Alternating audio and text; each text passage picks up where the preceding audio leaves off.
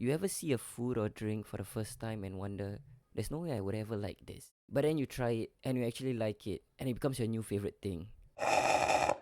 Look, it's either this or I bore myself with more tutorials.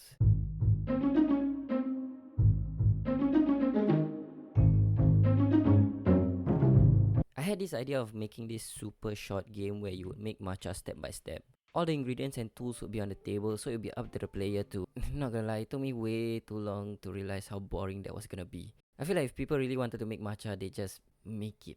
The second idea I had was more of a time management game, making drinks and serving them. You would hop between 3 stations, taking orders, making the drink, and serving them. That felt more like a fun game to make, so I went with that.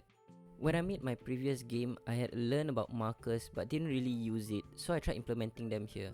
My plan was, since there were 3 stations, each one of them could have a marker with its own keybind, so players would just hop around the stations. And thankfully it worked exactly how I imagined it to be, because I did not want to go for free movement. I used pixel art for the art style. I wasn't really sure if this would be the final design of my assets, but the idea was there, so I think it was good enough. Now I don't know if you can tell, but this whole game dev thing, I'm no expert, so scope has gotta be small, really small. This is what I had in mind. Take order, make drink, serve drink, don't make the customer wait. As long as I don't deviate from this 4, it should be fairly easy, I guess. Since the movement is where the player hops to each station, there'll be another key like spacebar as an interact key. And depending on which station the player is at, the type of interaction would be different. The player will be hopping between a register, whisking, and drink serving. The register would have a timer that goes up every second the player does interact with it, and the whisking would have a meter that goes up after enough interaction. And so for each loop, that creates a drink. I started with the meter. Initially it started with 100 right off the bat, and interacting it goes down. So I swapped its initial count to 0 since that makes more sense. The spacebar key could also be abused if the player just held it down, so I put a little not statement to only allow 1 spacebar press per interaction, giving the space smashing gameplay. After cleaning up the meter and keybind interactions, I designed a player character and gave him an apron because apron equal barista. Whisking can be considered an important part of making matcha. It's a calm ritual and it has to be done in a specific pattern, so I made sure the animation of the player whisking was exactly the right vibe.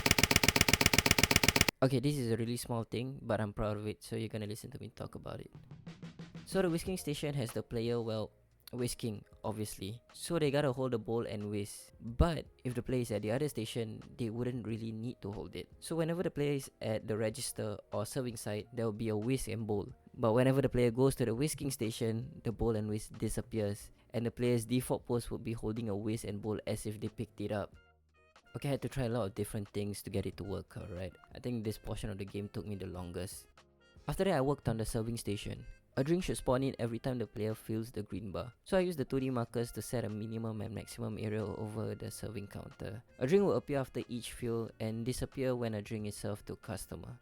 I made a sprite for the customer which resembles a businessman. That's the most NPC sprite I could think of. I also used 2D markers to set the queue for them. It was a mess at first because the markers couldn't read the order that I set in the Z index, but I managed to fix it in the script.